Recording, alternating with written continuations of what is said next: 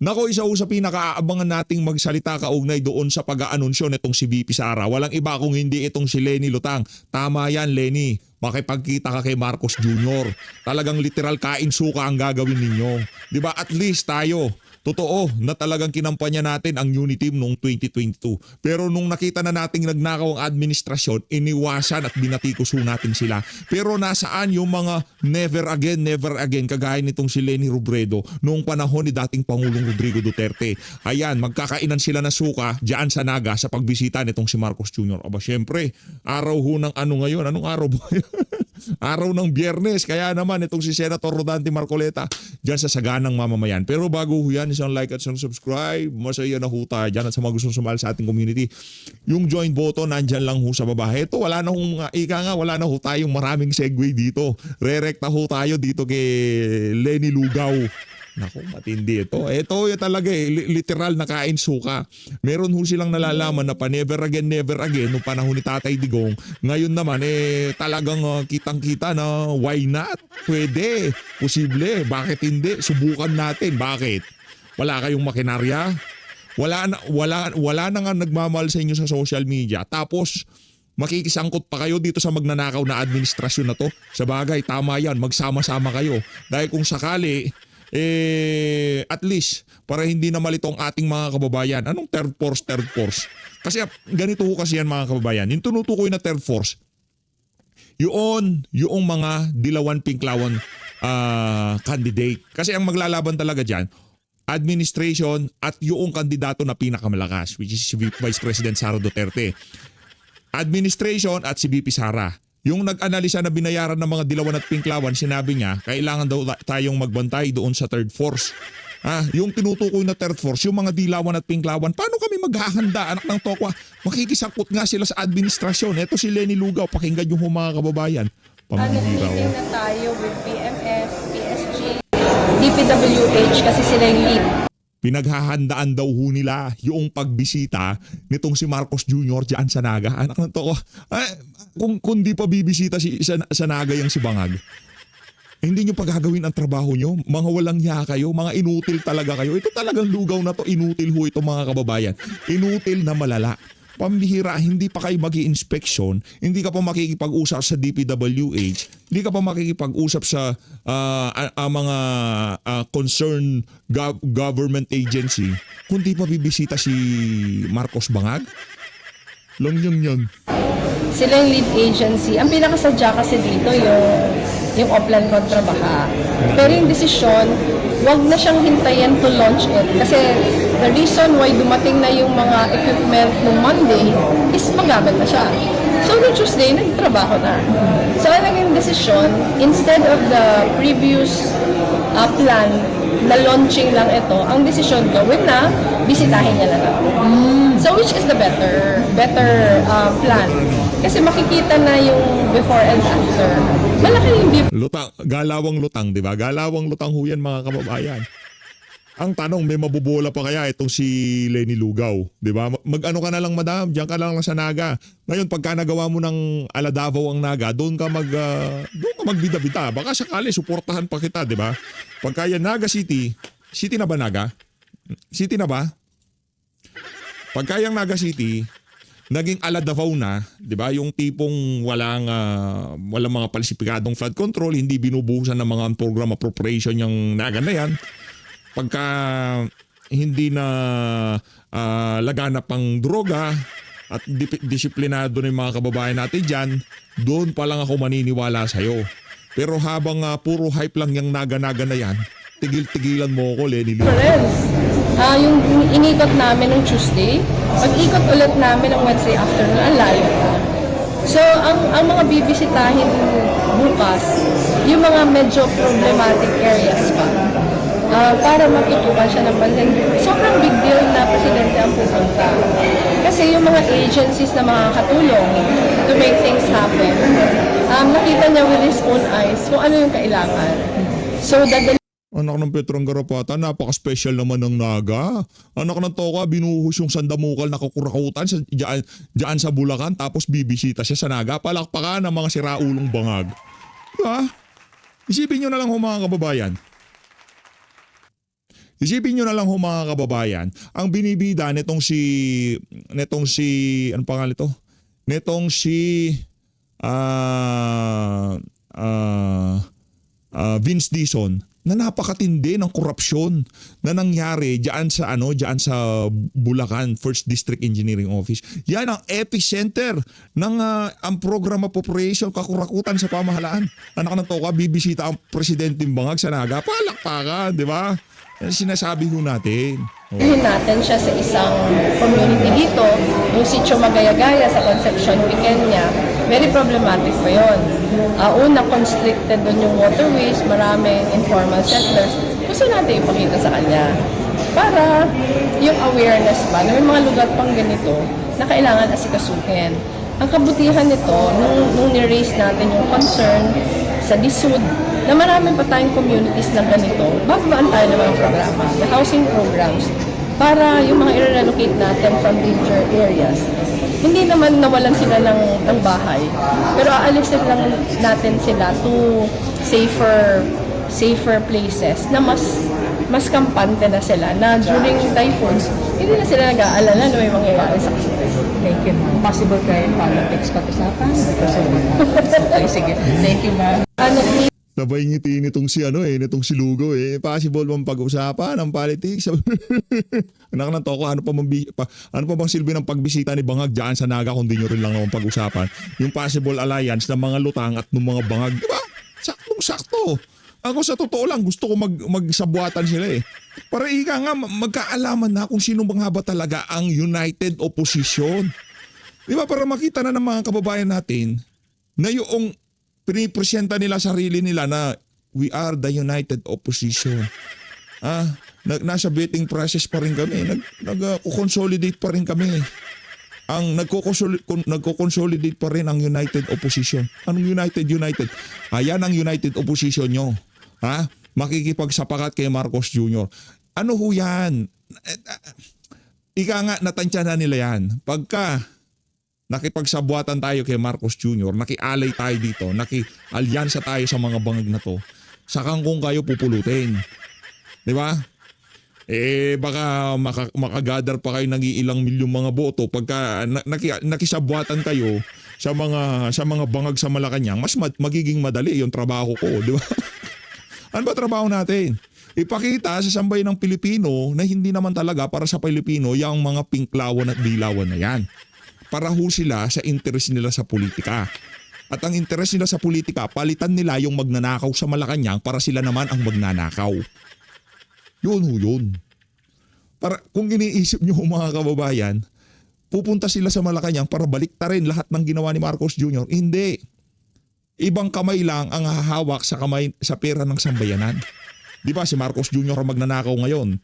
Pagka ito ng mga siraulo na to ang umupo, sila na hong magnanakaw sa kaban ng sambayan ng Pilipino. Ngayon, di ba, puro droga, kakurakutan. Pero pagka ito nanalo, anak ng toka, umasa kayo, every relief goods, nakapakete yung bawang, sibuyas, luya. Yun na. Kung tawagin yun lugaw pack. Sino nakakaalala dito sa lugaw pack ni Lenny Lugaw? Meeting na tayo with BMN. Tapos na. Si VP Marcoleta na. VP Marcoleta. Sinasabi ko. Ito. Ito lang naman pinagpipilian ko talaga dyan Marcoleta, Robin Padilla, hindi kasama si Aimee. Huwag niyong ipilit si Aimee. Hindi kakagat sa matin yan. Hindi na ba kayo natuto sa mga siraulong Marcos na yan? Hindi pwede yan. Hindi pwede. Kay PH update, X ang Marcos. Di ba? X ang Marcos. Huwag nyo na hong gawing komplikado ang termino ni VP Sara. Dahil ipapakulong niya yung mga mastermind dito sa mga anomalyang flood control. At ang mastermind si Marcos Jr. Gusto nyo pang umiyak si Aimee? Gagamitin pa niya ang pagiging VP niya para ilabi yung kapatid niyang Bangag? Gugustuhin nyo pa ba yun? Anak ng tokwa. Hindi. Wag. Ako personally pero sino ba naman tayo, di ba? Sa ilalim ako sa wisdom ng ating pangalawang pangulo. Siya ang leader ko. So kung ano man ang maging desisyon niya, wala akong magagawa dyan.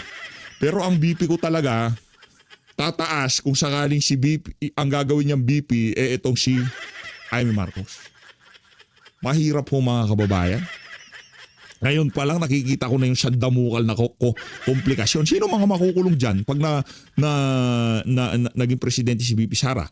Ang bayaw niya ay ang hipag niya, 'di ba? Yung tinuturo ni Saldi ko na nakikialam sa mga dealings ng pamahalaan. Si Lisa Araneta Marcos, di umano ha, nakikialam. Sabi ni Saldi ko, sino pa?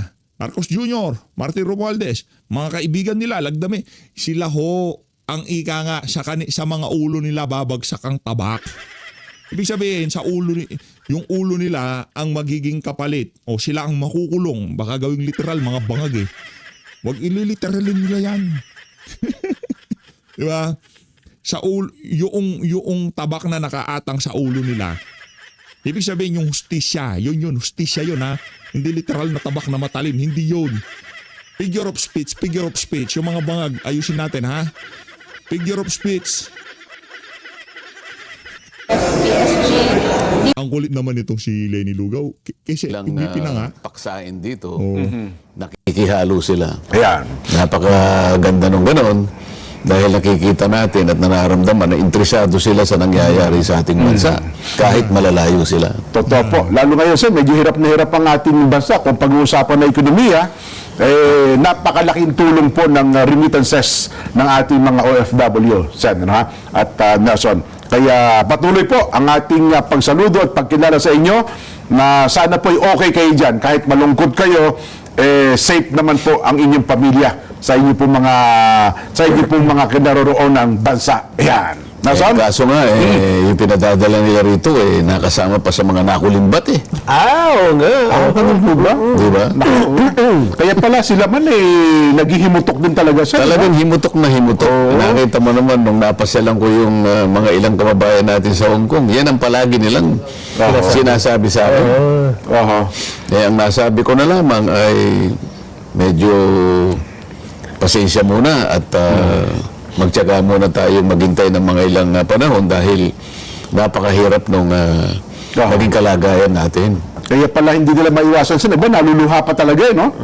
Mayroong mga OFW na, kapag ka nakikita ang kalagayan ng ating bansa, nandun sila naghahanap buhay, naku, maluluha talaga sila sa kalagayan ng Lalo naman, kabuhayan natin. maluluha ka rin Nelson, Jen, kapag sinabi nilang hirap na nga po kami rito kasi yung karamihan doon nakita namin nasa parke lang tsaka sa ibang bahagi ng kalsada Opo. na kung saan ay tinatali nila yung mga kahon. Napakaraming mga kahon na ipadadala sa kanilang mga Balik-balik pamilya. box. Opo.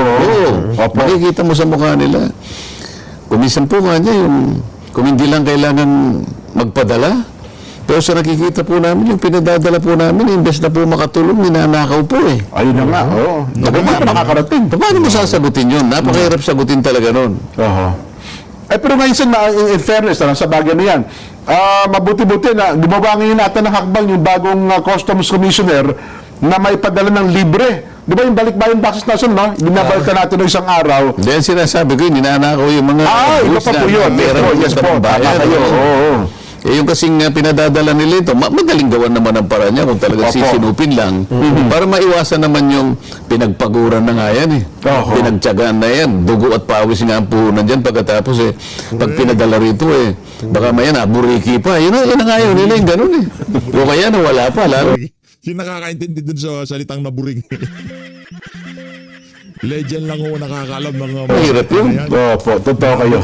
Ay, naku. Kaya siguro dahil yun na rin nabuksan na natin yung nanakaw na pondo, i-update na rin natin yung mga babayan natin. Sen, kasi nung narang pagkikita natin at marami ng pagkakataon, ay tinatanong natin yung asa na yung Blue Ribbon Committee report Meron na po ba?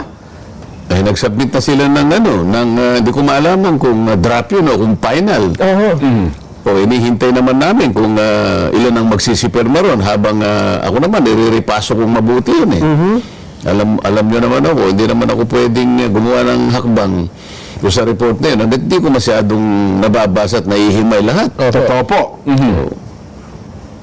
So, yan ang nangyayari. Hindi ko malaman kung Sa tingin ko talagang alangan din itong si Ping Lacson. Takot din siya sa backlash Takot siya sa backlash kasi alam niya na alam ng sambayan ng Pilipino kung sino ang mastermind. Kaso ang problema, pilit niyang pinagtatakpan kaya alangan siyang ilabas yung di ba mantakin niyo mga kababayan, media, hindi mo mabigyan. Di ba? Pinapapirmahan mo na pero hindi mo mabigyan ng partial committee report yung media. Sila nga kikilatis niyan eh. Sila magsasabi, credible, talagang binangga, walang sinino, di ba? Walang inilagan ba? Ganon. Wala pa ho. Wala pa tayong nabasa. Nauna pang lumabas yung official statement nitong si dating Pangulong Rodrigo Duterte na wini-wave na niya ang kanyang pagkakataon na humarap diyan sa diyan sa pagbasa ng kaso laban sa kanya, di ba? Nakakalungkot ho yung mga binitawan nitong si dating Pangulong Rodrigo Duterte. Pero doon lang ho natin nakita na talagang napakarugdog ng pagmamahal nitong si dating Pangulong Rodrigo Duterte sa bansang Pilipinas. At pinakita niya, kahit na nakakulong siya doon, hindi niya pa rin kinikilala ang jurisdiction ng ICC dahil tayo malayang bansa. Wala tayo sa ilalim ng mga banyagang kagaya ng ICC, banyagang korte, di ba? Gumagana ang ating judicial system tapos binaboy. Kaya ang mga nasa judiciary, walang lasa ang administrasyon nitong bangag na presidente na to sa kanila. Kita nyo naman ho sa mga nagiging decision nila. Kahit saan nga magpunta, impeachment, PhilHealth, di ba?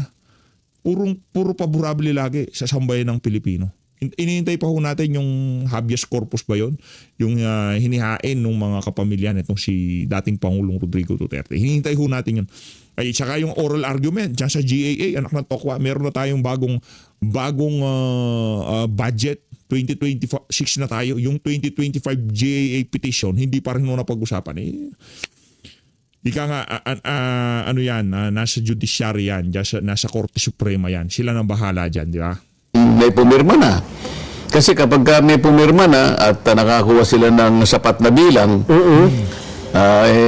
yan ay i-report na yan ng committee at pagkatapos ma-adapt yan. Apo.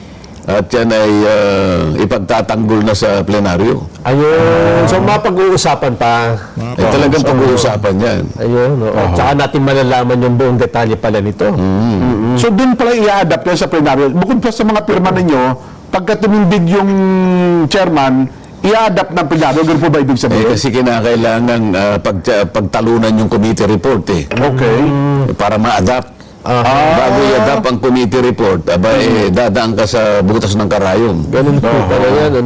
It doesn't matter kung majority na nakapirma. Pag-uusapan pa rin yun. Ayun nga, i-adapt din ako, may nagpahaging sa akin si Senator Lito Lapid, siya din ay magtatanong. Aba, mangbihira nga po yan. Mukhang ganun sa akin. Sinasabi ko lang sa inyo, akala nyo biro-biro yan. Dapat palang Sabi niya, bakit? Pwede naman ako magtanong, di ba? Sabi niya, Panapanabik yan. ikaw naman kahoy, matagal na kitang hinihintay na magtanong. Talaga nga niya magtatanong ako rin. Ayun. Kasi dahil nabanggit na pangalan Yan kapal na yan, kanya, hindi man lang ako makakapagtanong kahit isa o dalawa man lang. Bakit dapat ka naman ako magtanong? Sa Kapampangan, siyempre kinapangpangan ka niyan kababayan yan di ba? Paano niya sinabi yan sa Kapampangan? Ay duran Kaya kung mumangutang ara siguro. Sabi siguro kasi dati, ay duran Siyela na lang muna siya. So kahit pala subscribe nyo yun, pinirmahan nyo na, i-depensa pa rin sa plenaryo ng chairman. Ganun pala yun. I-adapt kasi ng committee. Yung adoption, bago mo i-adapt yan, Opo. sa interpellation dadaan ka. Ayun. Ganun pala ang proseso. Kasi pwedeng mag-submit sila ng papalitan namin itong ganito kanya. O kaya magsasubmit kami ng kaiba yung pananaw. Doon napapasok yung mga dissenting and concurring opinions. Kami naman, hindi naman kami gumawa na gano'n. Minority report ka agad ang nilabas namin. Ayun. Hintayin natin. Baka sakali. Next week. Ipiho natin. Next week kung meron na. Kasi ngayon inang iniintay ng tao ngayon kung ano na magiging final draft o draft pa lang talaga. Nagpahaging na naman sila na kung kinakailangan kanyang mag-hearing uli, kanya ng isa o dalawa pa. Ay, sabi ko, naloko na. Baka papunta na sa impyerno ako ito. Well, sige. Ano pa, Nelson? Ibig sabihin, pagkalabas ng report, wala nang hearing tungkol sa flood control? Yun na yun, yung conclusion na yun. Titingnan nga natin kung ano magiging forma ng magiging committee report dahil nga maraming mag-interpellate dyan. Ayan. At talagang nagbabanta si Senator Lito na magtatanong naman ako dyan. Diyan mo naman ako makikita kaya. Ang kapal na yan, hindi ako makakapagtanong. Sige. Okay. Ang isa sa na pinag-usapan ngayong linggong ito na nababanggit din ang pangalan ninyo ay ito pong inilabas na updated. Hindi ko alam kung bakit updated eh. Updated na mapa ng Pilipinas. Ang naglabas ay ang NAMRIA. Bakit naman mababanggit ang pangalan ko? May kinalaman ba naman ako sa Paggawa ng mapa. paggawa ng mapa? Hindi naman ako marunong gumawa ng mapa. Kasi itinatanong ninyo at hinahanap daw po ninyo na matagal na nasaan ang mapa ng West Philippine Sea Na hinihingi noon para 2012. na dapat ay sinubmit sa UN. Pero dito po sa statement na inilabas ng NAMRIA na wala namang nakalagay kung sino ang nagpahayag kundi yung buong Hindi, pero galing ba sa kanila kasi ang logo lang nilang nakikita natin dito sa bandang taas. Sina-assume lang natin na ito'y galing sa kanila. Official na statement kasi ayan ang logo nila sa taas. Ayun nga po. At sa ilalim makikita mo statement. So anong assumption natin dito, Jen? Ito'y galing sa kanila. yung assumption. So ipagpalagay natin galing sa kanila ito. Ha? Kasi baka mamaya meron mga alam mo rin, ang dami mga ngayon. Baka mamaya kinopya lang naman nila yung logo na yan. Kasi may walang pangalang kino-quote. Binasa ko ng buo. May pangalan ka bang narinig? Di ba Hindi, kasi kahit na may pangalan dyan, kung wala namang pirma, hindi natin na-verify. well, tama po Hindi kayo. mo lang yung contact number. Tatalakayin ba natin yan? Kasi baka mamaya kung Kasi saan usually ang galing. press statement, source, kung sino ang pangalan, sino ang tao, etc. Contact number. O contact number. Kung meron kayong tanong, ito po yung number na pwede niyong tawagan. Usually, ganun ang press statement.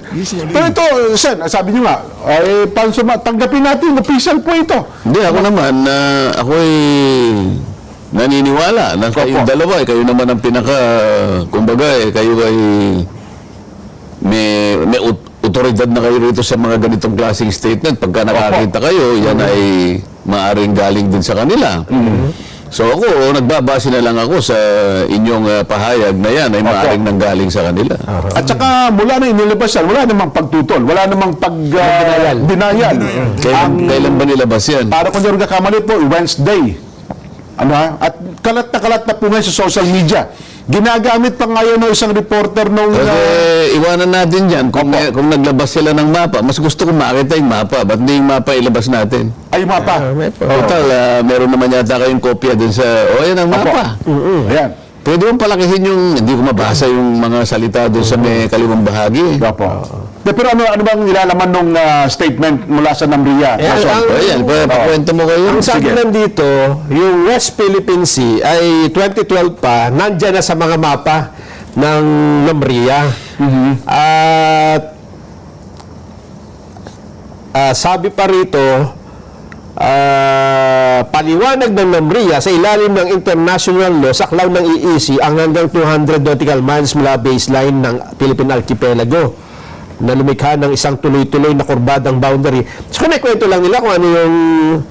Wala naman natin tumututol sa 200 nautical miles. Ba't ulit pa natin yun? Wala naman po. Binasa ko nga rin ito. Sa tingin ko naman, hindi naman niya nasagot dito na nag-submit sila ng Ang sinasabi nila, 2012 pa ginagamit na ito po. domestically. Pero, Hindi, kasi nga, hindi ba mas maganda sana kung meron tayong makausap man lang na official ng NAMRIA. Ayun nga, tama. Para sila ang magpaliwanag. Makapagtanong naman tayo ng mga ilang mga bagay-bagay sa ikalilinaw kung ano ba ang pakay nitong mapang ito. Alam mo, yung aking isang aide kanina nakasama ko, tingnan ko yan. Meron ba ka kung ano yan? Tingnan mo nga kung merong date yan, sabi ko. Nung sininag niya yan, so pinakailalim mismo ng kwadrong yan, yes. nandun yung December 2025. Ngayon lang. May date pala yan. Hindi ngayon, last year. Oo, last Opo. year ako. Ngayon, kung sinasabi ninyo na 2012, meron sila, eh bakit meron date na 2025? Baka naman anti-dated ito. Pag sininag mo yan, sa may bandang ilalim niya, nakalagay publish ka niya, December 2025. Ganun po. O, ang unang tanong, meron na pala kayong 22, bakit 2025 ang date ninyo? Kasi dito sa statement ito, sa second paragraph, ay nakalagay na, since 2012, Oo. the Philippines has formally used the name West Philippine Sea in the government publications. Isa siguro yan, di ba? Yes po. Oo. In accordance with this policy, NAMRIA places the label consistently across its official maps and charts, including administrative maps, topographic maps, thematic maps, and nautical chart used for navigation. Oo, 2012 pa. Yes po. Bakit December 2025 ito? Ay yung published na nakalagay. Hindi, bakit meron kayong December 2025? 2012 meron na pala kayong mapa. Ayun na nga po. Ano ito, meron kayong binago rito? Yung sana gusto kong itanong eh. Hindi ba 2012? Dapat sana, kung yan ang original na mapa na kanilang ipinagpipilitan, Opo. na isinabit na kung kani-kanino, di dapat sana 2012 ang date niyan. Pinakabauna. Tama, kasi consistently applied eh. Yes, po. Consistently used. Mula pa noon. O edi sana ang nakita ko dyan 2012. O ngayon, ang tinatanong ko sa inyo, bakit ang date niya, bakit ang publication, December 2025? Ganun O ba? paano yung nauna? Anong itsura ng mapa na? Ano? May West Philippine Sea nga ba doon? Basahin mo nga yung pinakatitulo niya, yung nakasulat doon. Bukod kasi. Opo. Ibalik nyo nga. I-stop mo nga direct doon sa pinakauna. Oo. Yung Yan yung ano yung nakasulat. Kasi hindi ko na mabasa eh. administrative map of the Philippines. Tigil mo na. Opo. Administrative map of the Philippines. Yes po. Nelson, ano ibig sabihin nun? Administrative map eh. Ada mapang tayo lang sa Pilipinas. Hindi, yung salitang administrative. Wala ba kayong naisip na maaaring ikaduda ninyo? Kasi ang pinag-uusapan natin dito Oo. alam ko kaya sila nagpalabas ng mapa. Ang pinag-uusapan dito ay yung walang kamatayang West Philippine Sea. Opo. Diba? Ngayon, dyan sa mapa na yan, makikita mo doon sa kaliwang bahagi niyan, yung western side ng Pilipinas. Ito yung west di ba? Opo. Makikita mo doon sa kanan, makikita mo, yan ang eastern seaboard, makikita mo Philippine Sea. Opo. Dito sa kaliwa, yan ang western part ng ating bansa, makikita mo yung mahaba West Philippine Sea. Opo, tama po. Tama? Yes po. Ang tanong natin, kung ang sinasabi nila sa binasa mo kanina na Since 2012. Opo. doon tayo doon sa NAMRIA places the label consistently. Ibig sabihin walang pagbabago. Hindi nagbabago. NAMRIA places the label consistently across Its its official official maps and charts, Yes po. including administrative maps. Isa yan. Ito po. Yes po. Oo. Oh. Topographic maps, thematic maps, and nautical charts used for navigation. Okay. Ito, administrative map ito eh. Opo.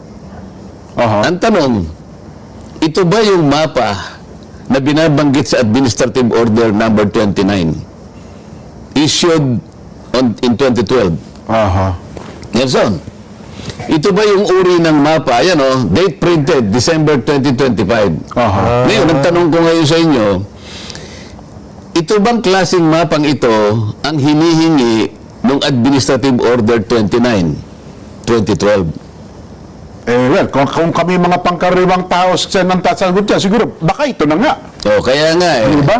Kaya nga gusto sana natin kung meron tayong makakausap sa kanila kasi diyan matagal na nating pinag-uusapan dito sa programang ito. Opo. Alang-alang sa kabatiran ng lahat ng ating mga kababayan na pinipilit nilang iligaw, Pinipilit nilang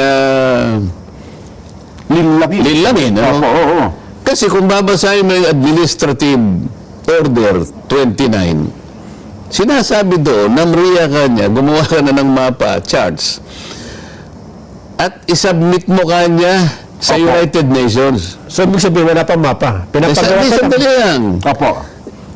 Pakaintindihin nyo, isubmit nyo kanya yung mga mapa na yan, at isubmit nyo, i-deposit nyo sa United Nations. Opo. Sa opisina ng Secretary General. At the same time,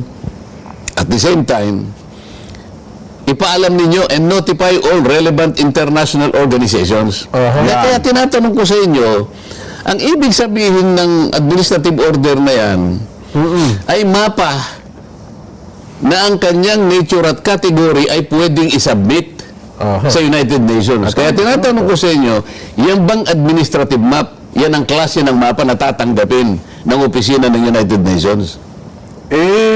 Baka naman po, Sen. So, puro ka ba nga? O ikaw, Nelson? Kasi di ka rin namin sigurado yun, Sen. Kasi kaya ako tinatanong sa inyo, Opo. anong ibig sabihin ng administrative map?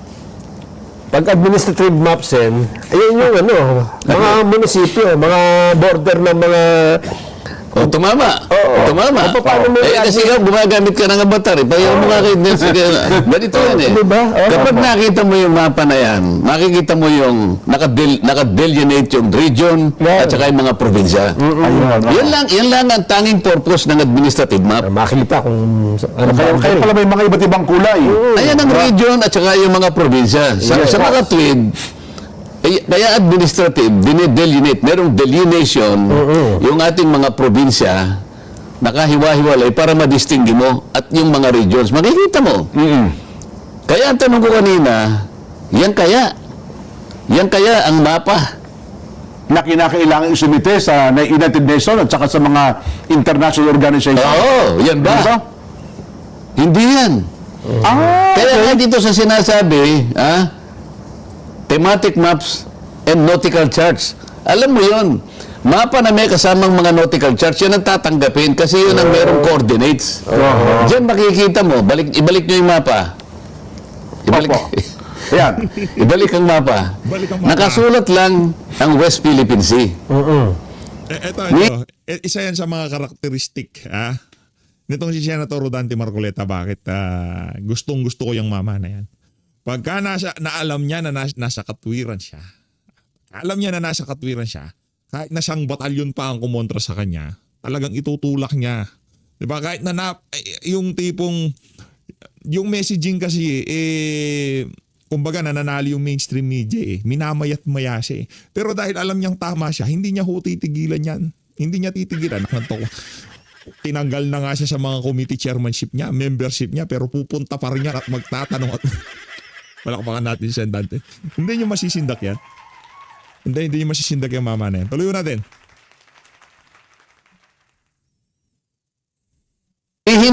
Ni walang ano yun, ni walang buwit kung nasaan yung exclusive economic zone. hanggang saan. Opo. Kung hanggang saan.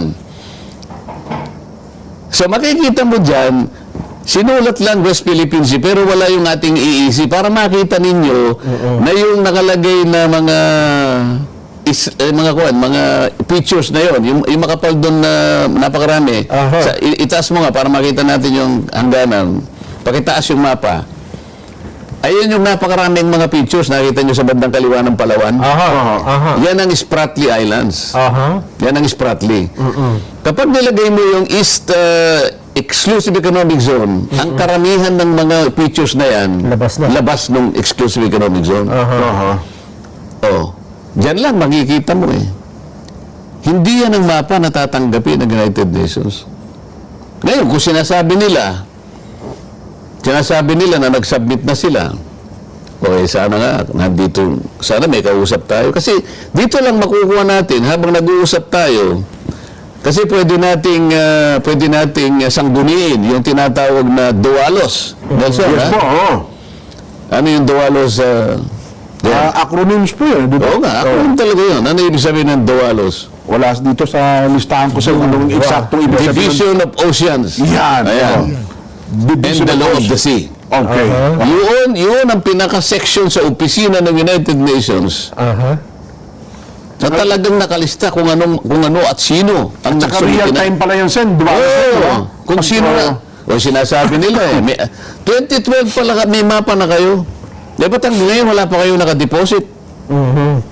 Pagkatapos ito yung ibibigay nyo sa amin. Anong gusto nyo palabasin? Ito yung mapa na gagawin? Aha. Na ibibigay sa United Nations para sa ganun. Ito yung isa unang hakbang para ganun makapag-drawing tayo ng West Philippine Sea. Aha. Nilagay lang ninyo yung West Philippine Sea dyan, pero hindi ganyan ang paraan. At saka doon sa trade map nga po ito, Sen. Hindi sumasaklaw dun sa mga dagat na katulad na Ngayon, pagka pinapaliwanag na ganyan ni Senator Rodante Marcoleta, dahil makikitid nga ang utak ng ibang mga mainstream media, babalik ta rin ho nila yan. Tignan nyo na. Imbis na ang kinin natin, itong mga to, pinagtatanggol pa ang China. Hindi ho pinagtatanggol ang China. Ang ginagawa ho nila, pinapaliwanag nila ang katotohanan. Hindi ho nila dinadaan sa emosyon, galit o kung ano pa mang kalokohan na ginagawa ni Tariana. As always, maraming salamat po sa pag-support sa page update. Mag-ingat po kayo lahat. Mahal natin Pilipinas.